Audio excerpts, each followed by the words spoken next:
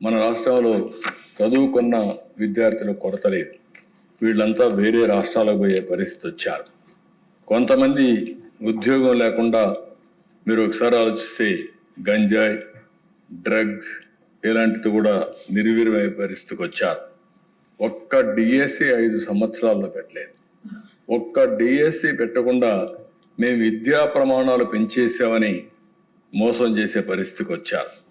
పోలీసులో ఒక కానిస్టేబుల్ ఉద్యోగం క్రియేట్ చేసిన దాఖలాలు లేవు. ఈరోజు మీరు ఆలోచిస్తే అధ్యక్ష, ఇవన్నీ మళ్ళీ 1 by 1 ఆ రోజు ఒక మాట చెప్పాం, 20 లక్షల ఉద్యోగాలు కల్పిస్తామని మాట ఇచ్చాం. దానికోసమే ఈ ఉద్యోగాలు కల్పించే శాఖలతో కలిపి లోకేష్ గారిని చైర్మన్గా పెట్టి ఒక కమిటీ కూడా వేసాం అధ్యక్ష. చాలా గర్వపడుతున్నాం. ఈరోజు ఆ కమిటీ చాలా బాగా పనిచేస్తున్నారు. ఆఫీసర్స్ పూర్తిగా సహకరిస్తున్నారు. ఒకప్పుడు ఈజ్ ఆఫ్ డూయింగ్ బిజినెస్ అంటే దానికి చిరునామాగా ఆంధ్రప్రదేశ్ ఉంది. ఇప్పుడు స్పీడ్ ఆఫ్ డూయింగ్ బిజినెస్కి చిరునామాగా ఆంధ్రప్రదేశ్ తయారైంది. 25 పాలసీలు తీసుకొచ్చాం.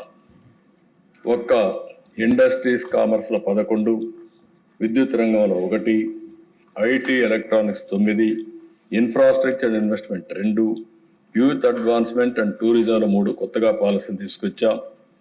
ఫస్ట్ టైం టూరిజానికి ఇండస్ట్రీ స్టేటస్ ఇచ్చాం. దీనివల్ల దేశ ఈరోజు మీరు చూస్తే 175 నియోజకవర్గాల్లో 175 ఇండస్ట్రియల్ పార్కులు పెడుతున్నాం. ఇంకొక పక్కన ఇన్సెంటివ్స్, ఎప్పటి నుంచో బకాయి ఉన్నటువంటి ఇన్సెంటివ్స్ అన్ని క్లియర్ చేసాం కొంతవరకు.